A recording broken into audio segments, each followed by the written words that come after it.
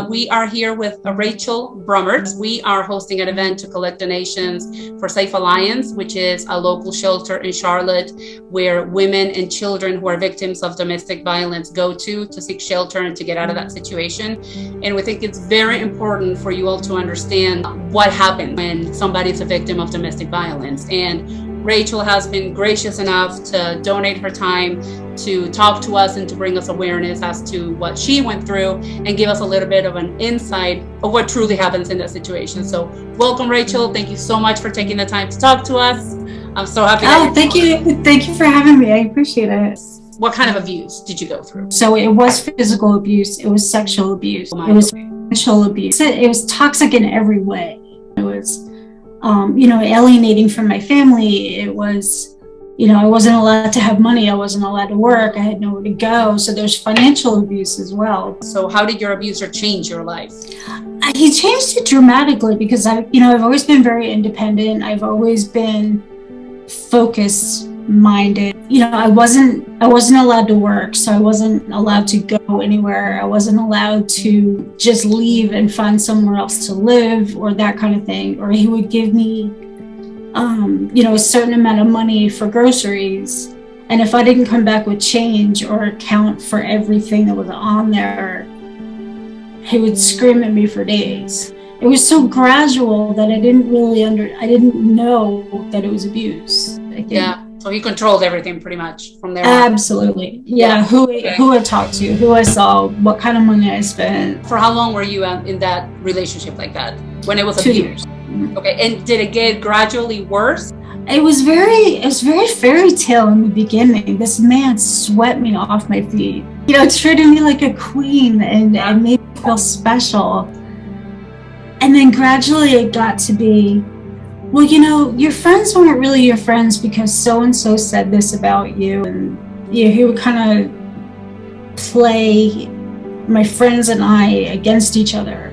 It started as almost like a fairy tale. And we weren't together that long. We were together 3 months before we got engaged. So like the whole time period from when we met to when we married was like 9 months.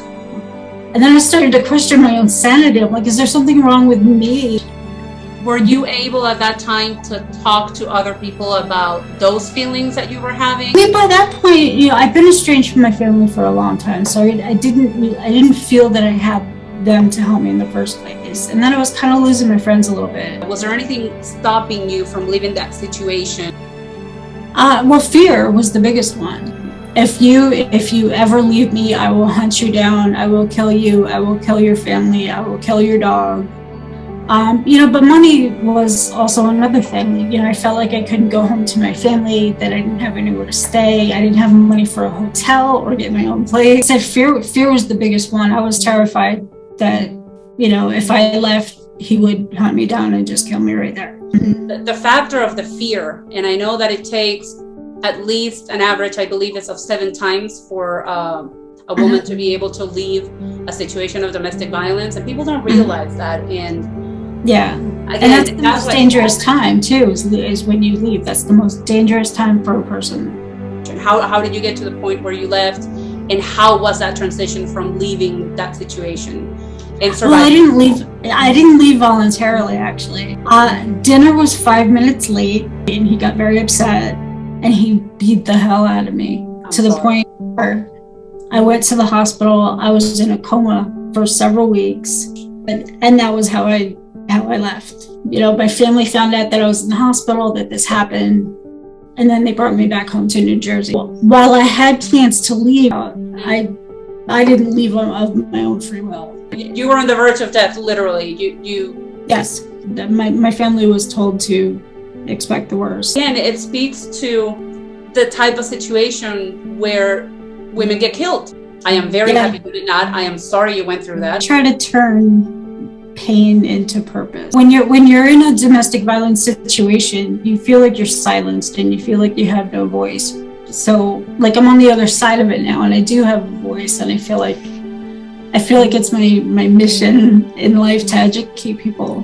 When you felt that you had no voice, what did that feel like? There was a lot of fear, though. I felt like if I said anything to anybody, that it would come back on me, and then it would make them mad. You know, it's happy-go-lucky, the guy that I fell in love with, but with me, things were so different behind closed doors. I think people kind of assume that since he was such a nice guy to everybody else, that he was being nice to me. So terror. So you were living in fear and terror constantly? Every day, yeah. I felt like I was walking on eggshells, and I didn't know who would be coming through the door every day after work. It messes with your head to the point where you feel like you're the crazy one. One thing I remember so vividly, when I hear the footsteps coming up the stairs, I can tell who's going to walk through the door. Because it was more stompy.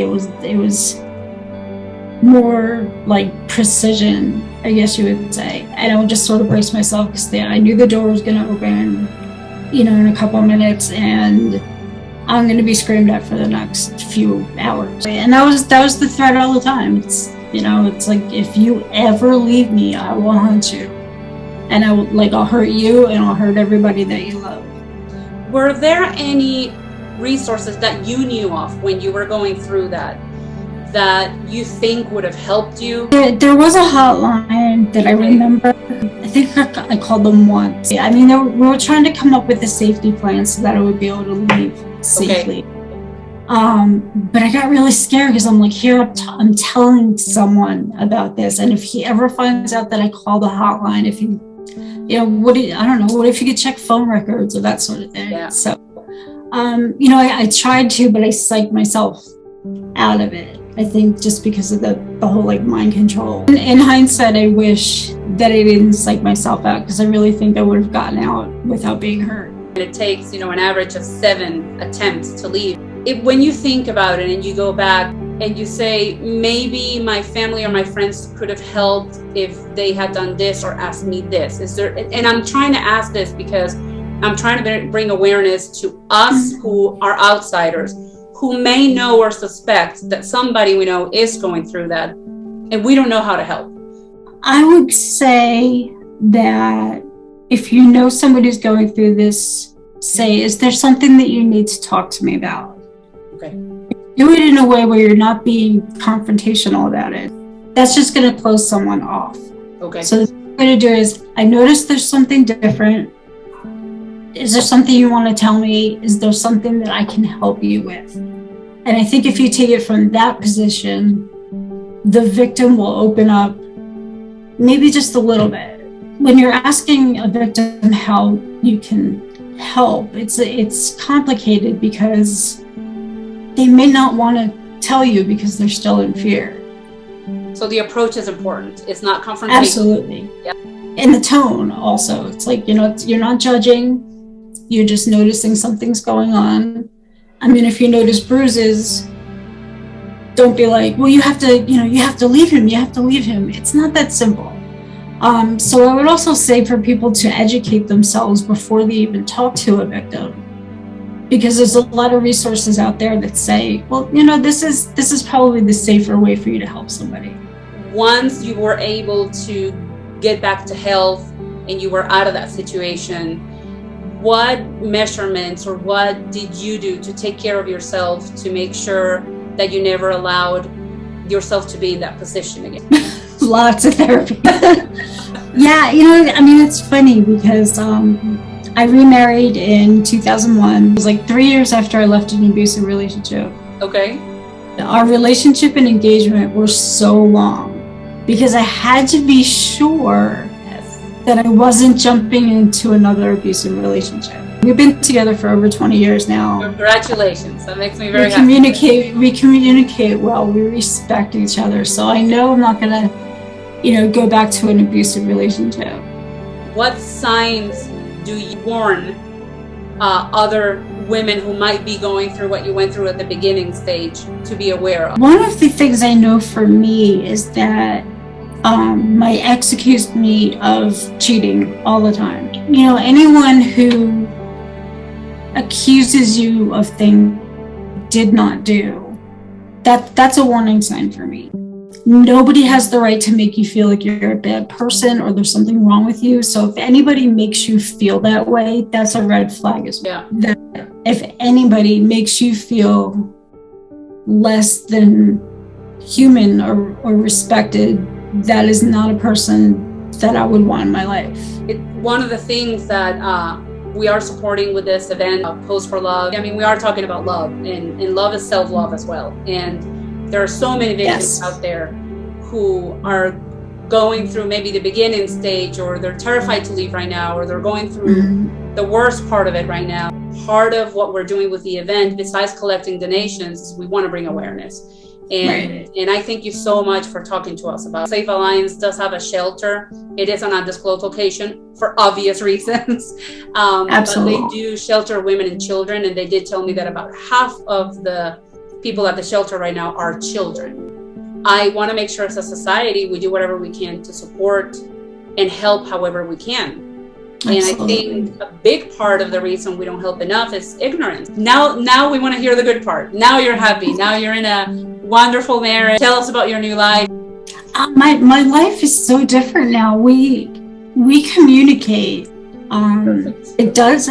My former situation with my ex-husband does have an effect on my current husband, though. I still trigger a lot, and that's another reason why communication is important.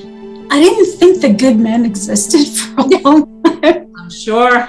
Yeah. You know, he takes care of me and I take care of him, and there's mutual respect. Things are so different and it's wonderful. I guess a near-death experience makes you rethink how you live your life. I mean, it sounds a little like cheesy, I guess, but like I learned to love me. I think we do sometimes unconsciously is the victim shaming and victim blaming. Yes, that's a big one. What can you tell us about your experience with yourself, blaming yourself? I mean, it takes a toll, especially when you're the one that's thinking these things about yourself. And I kind of felt like I actually got suicidal over it because I'm like, if I can't do anything right, like what good is it for me to be here? I think we all need to understand that there's always a story and a background behind something that's happening. And it's sometimes it gets to the point where the person is so entrapped in the fear and the manipulation, and now the lack of self-esteem and self-blaming, and that's not something you recover from one day to another. Nobody knows what's happening behind closed doors here. And that's the thing about it. That's what makes it so insidious, is that it is behind closed doors, and there's a lot of secrecy. There's you don't want to talk about it, you don't want to acknowledge it, and you just stay quiet because the threat of violence is always there. I think abusers can pick up on things like low self-esteem, or like I didn't have the best childhood. I had a lot of self-esteem issues. I had a verbally abusive mother, and I think these abusers pick up on people who are vulnerable, and who are easy to manipulate. But they come in. It's like I'm gonna save you, and I'm gonna make you feel like you're special, and then things change down the line. Did your abuser ever, after an attack, promise you with tears that was never gonna happen? Yes. Okay. Always. Did that happen a lot? Every single time. Yeah. He would give me flowers. He would take me out to dinner. He would make me feel special. He would have the crocodile tears and be like, I'll never do that ever again. I'm so sorry. I'm so sorry. Like I just won't ever treat you like that ever again. Did you believe him that he was going to change? Yeah, he put on a really good show with the tears, and I thought he was being so sincere, and I definitely fell for it. Well, I am beyond thrilled that you are out of that, and that you are in a happy marriage, and that you go to therapy and you take care of yourself. And I am even more grateful for you sharing your story with us, because somebody listening to this is going through domestic violence. If someone needs advice about how to approach a victim or whatever, I'm very open, and I'm happy to help anybody who needs me. If you're going through something that you think is domestic violence, even if he hasn't hit you, it could be domestic violence. I think the statistics are like one in 4 women being abused. So think of 4 of your closest friends. Yeah. reach out. I know Safe Alliance is an amazing organization. They do have a hotline, they do have the shelter, they have resources, they have people who can guide you through it. They have people who ask you questions to help you determine, are you in an abusive relationship right now?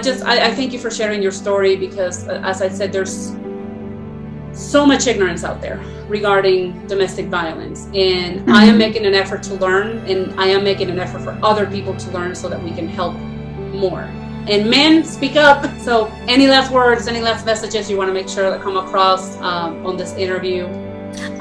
Just for anybody watching, I want them to know I believe you and I want to help you, and that what is happening to you is absolutely not your fault.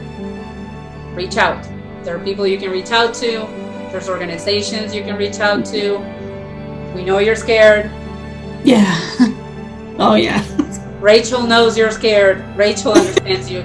I do understand. There's safe ways to leave the relationship as well. And that's something I want to stress, because I don't want anybody to get to the point where I did, where it became a dangerous situation. Now we have things in place where put something safe into play so that it doesn't escalate to the point of being in a hospital, coding 3 times. And yes, I cannot wait to meet you and have you at the event. That's going to be... I will see you on Saturday then. Anybody who loves to meet beautiful, brave hero Rachel, she is going to be there on Saturday, and I'm so excited about that. So thank you so very much, Rachel. We appreciate My pleasure. So much. My pleasure.